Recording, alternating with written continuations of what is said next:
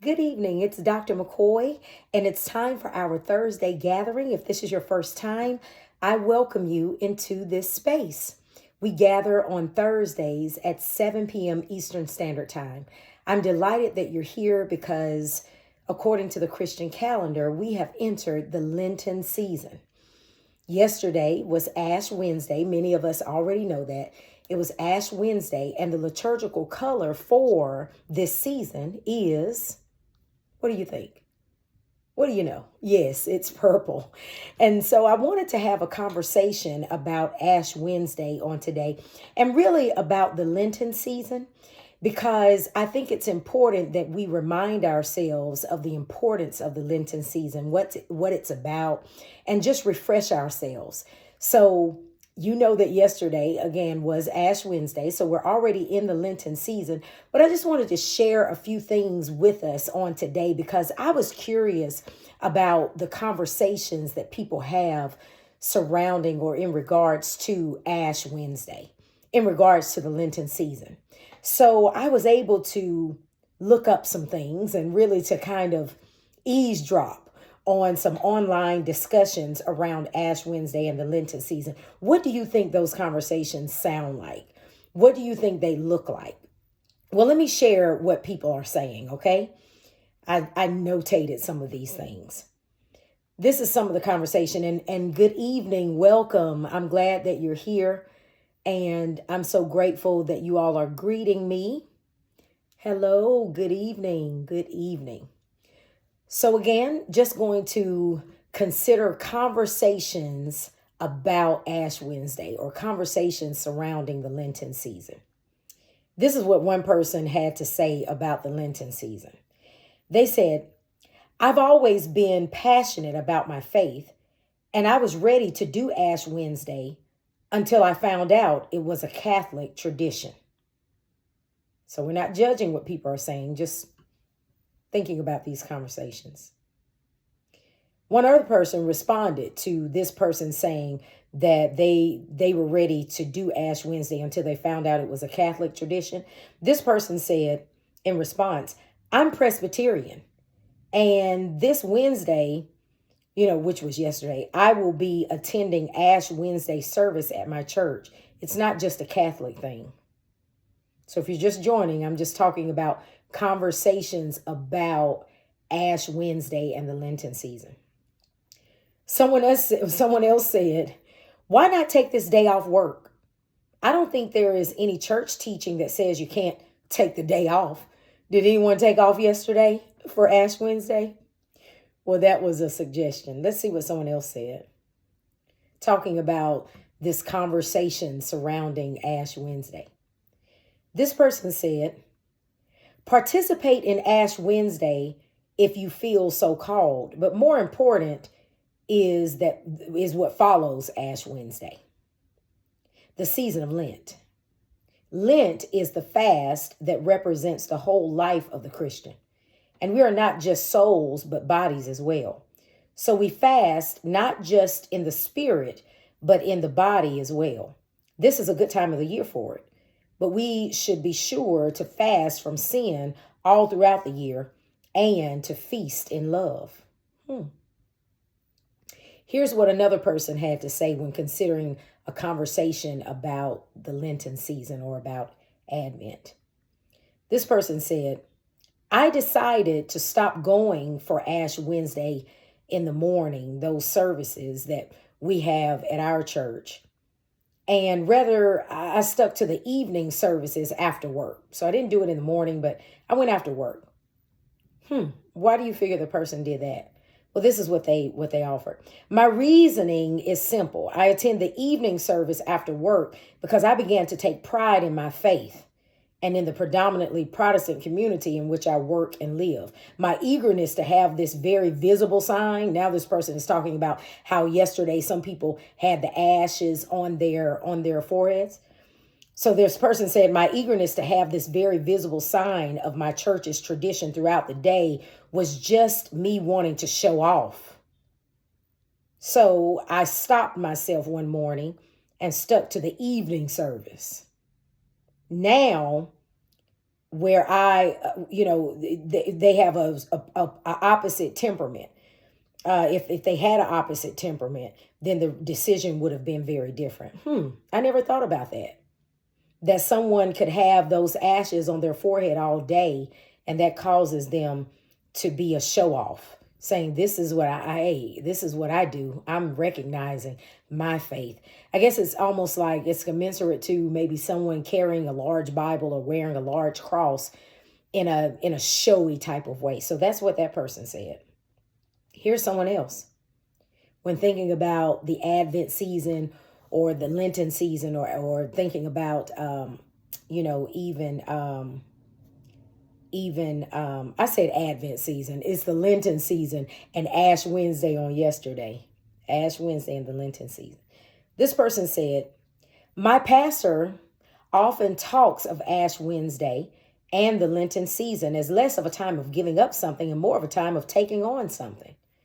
This could be taking on a spiritual discipline, taking on service to the church and the community, taking on bearing others' burdens, etc., etc. Interesting. And then someone said, if you feel a desire to participate in Ash Wednesday and Lent, you should. Did you feel a desire on yesterday to participate in Ash Wednesday? Do you feel a desire now to participate in the Lenten season? This person says that if you feel the desire, then you should. And then this is the last person. I wanted to share this with you. This person said, social media can be a good thing, but it's given a platform to every single random person with an unformed opinion. You don't need to let some random internet person be your religious authority. I thought that one was interesting as well. So I just wanted to share. I don't know what type of conversations you have or that you've had surrounding this season of Lent or surrounding even yesterday, Ash Wednesday. But I want you to think about how you talk about Ash Wednesday. I want you to think about how other people talk about Ash Wednesday, because you need to consider and really, you need to conclude if it's important to you. Or is it just a traditional thing, another thing to do on the Christian calendar? How important was yesterday to you? Did you even acknowledge it? Did you forget about it? Did you start your praying and your fasting? Are you here on this evening and this is helpful for you so that you can get on track? You need to think about it as an individual, because once I start talking about fasting, there are different types of fasts, for example, and you have to take responsibility as an individual, regardless of the type of fast that you choose. And even in talking to God, you have to take responsibility to say, I'm going to do it at this time, or you really have to do that. So I want to share with you 3 must-know facts about Ash Wednesday that you may want to know at the start of the season. So just know it's okay if you forgot, or if you didn't do what you consider to be right, or if you weren't as righteous as you feel like a Christian ought to be that Ash Wednesday. Then today is Thursday. Yesterday is gone. Okay, it's history. It's a memory.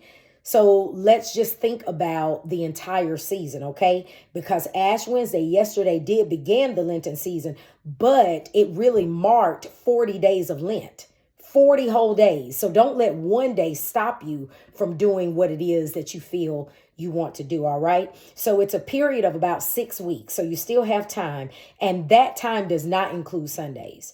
So if you wanted to give something up, just know that Sundays are not included. And it's a time dedicated to fasting and praying in preparation for Easter. So that's the first thing we need to know.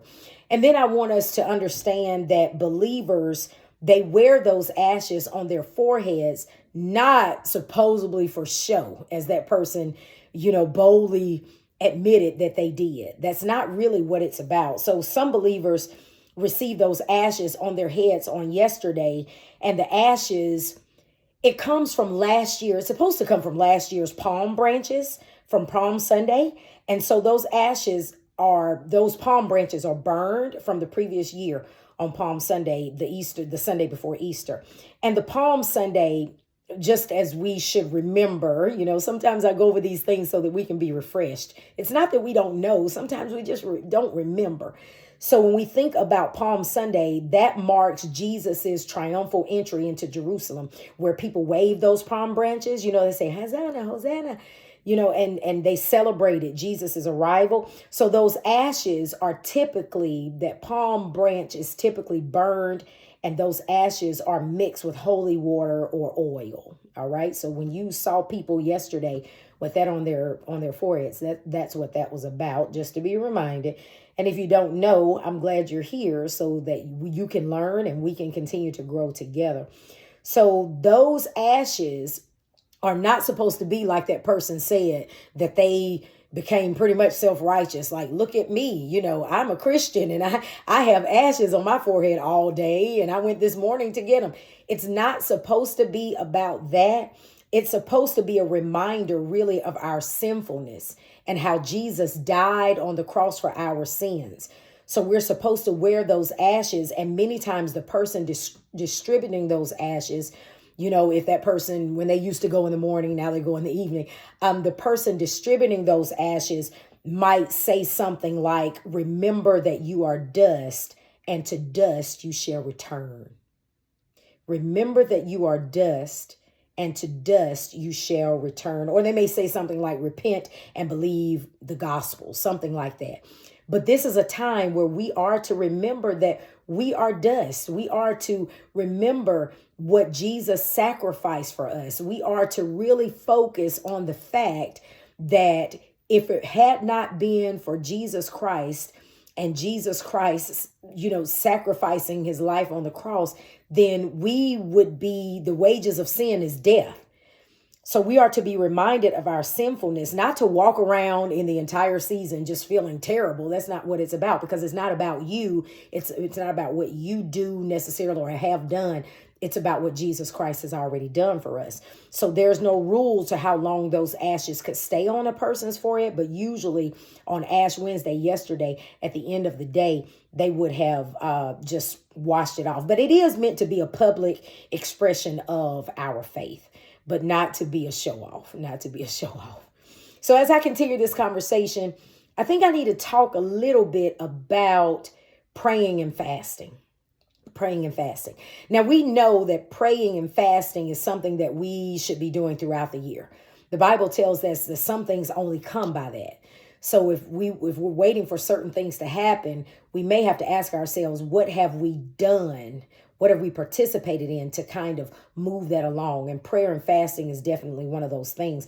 But just remember that as you are in this Lenten season and you're praying, remember that prayer is supposed to be about developing a closer relationship with God. It doesn't mean that we can't ask God for some things. But remember, when you're in a relationship with a person, you don't just ask for things, right? And if you're in a relationship where someone only asks you for things, you need to reassess that relationship and what type of relationship that is. Because when we're in a relationship, it's not just one side. So when you think about prayer, my point is, when you think about prayer, it's supposed to be helping you to develop a closer relationship with God in this Lenten season. So when you're talking to God, it's not just about asking God for things, but just reverencing God, thanking God for who God is. Thank you for Jesus Christ. I'm going to celebrate on Palm Sunday that Jesus triumphantly rode in on a donkey into Jerusalem as the great king who could give us, through him, we can have everlasting life. I'm going to celebrate Easter Sunday, that he died and then rose on the third day. I'm going to celebrate, God, that this is the story that I should hang close to, because there's so many other stories being written right now, in 2025, so many distractions, which leads me to the other thing. Remember that when you're praying, it's a way to fight against distractions. So you don't want distractions to help make you forget that you're in the Lenten season.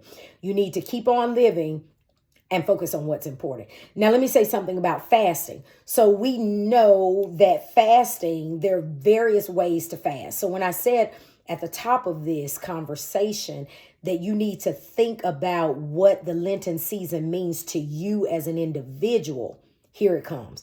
The reason why I'm saying that is because there are various ways to fast.